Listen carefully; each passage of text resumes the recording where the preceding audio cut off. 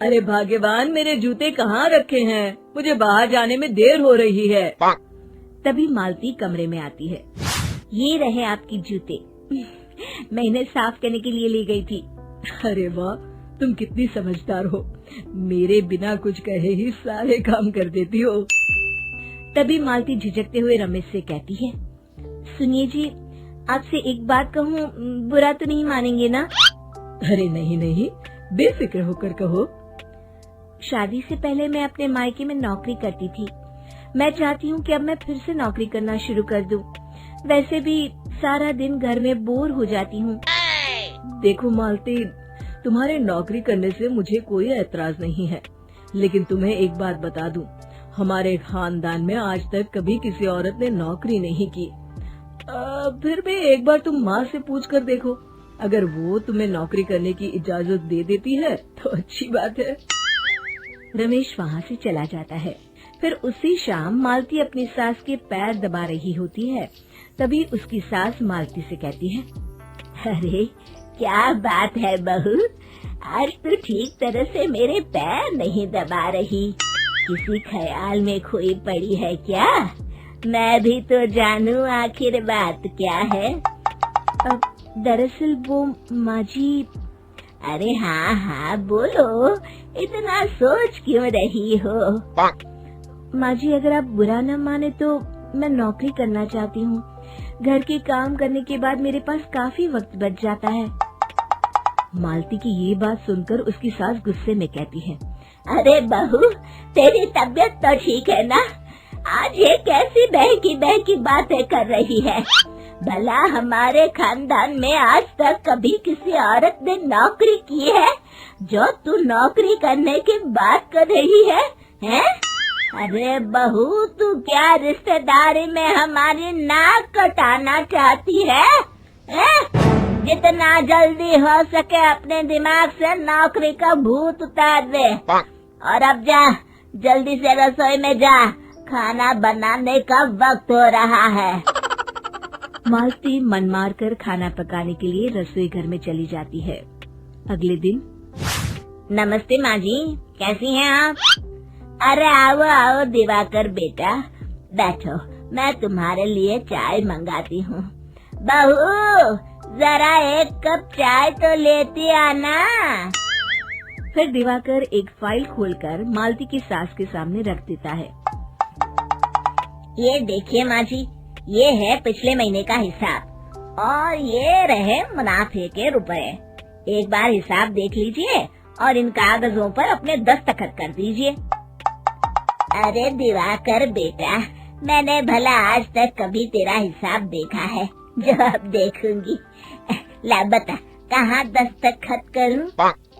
तभी मालती चाय लेकर वहाँ आ जाती है और अपनी सास को बिना कागजातों को पढ़े इस तरह लापरवाही से दस्तखत करते हुए देखकर हैरान रह जाती है।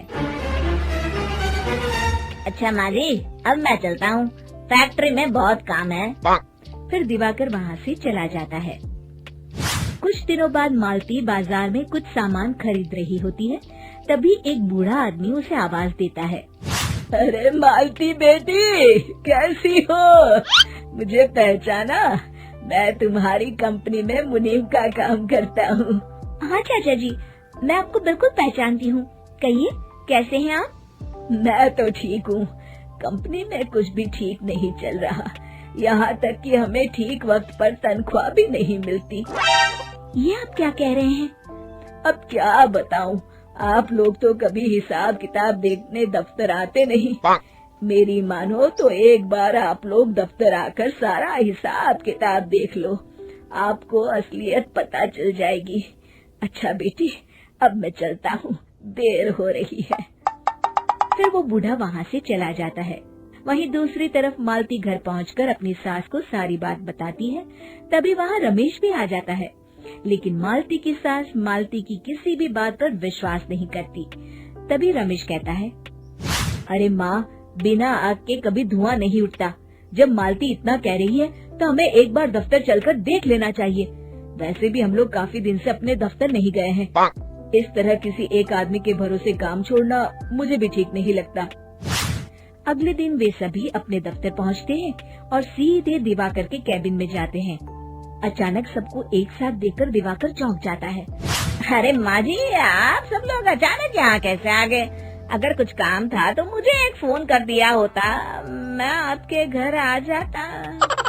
तभी मालती की सास कहती है, अरे दिवाकर बेटा, आज मैं हिसाब देखने दफ्तर आई हूँ, जरा मुझे पिछले 6 महीनों का हिसाब दिखाना तो बेटा।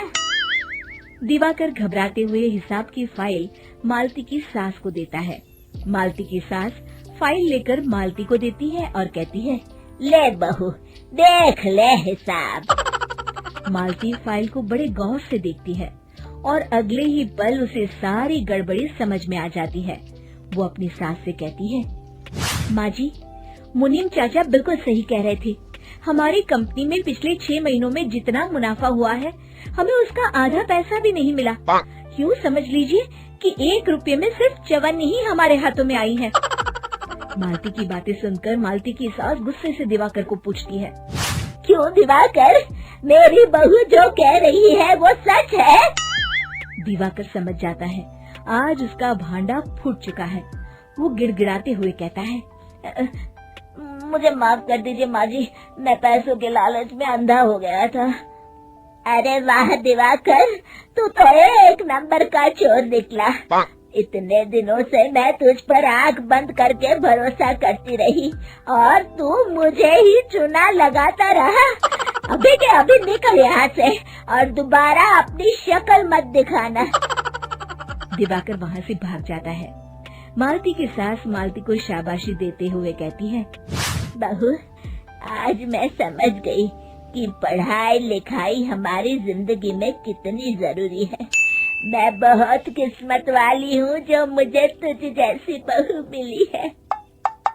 शिक्षा, पढ़ाई लिखाई का इस्तेमाल सही जगह करके हम दुनिया में बहुत कुछ बदल सकते हैं।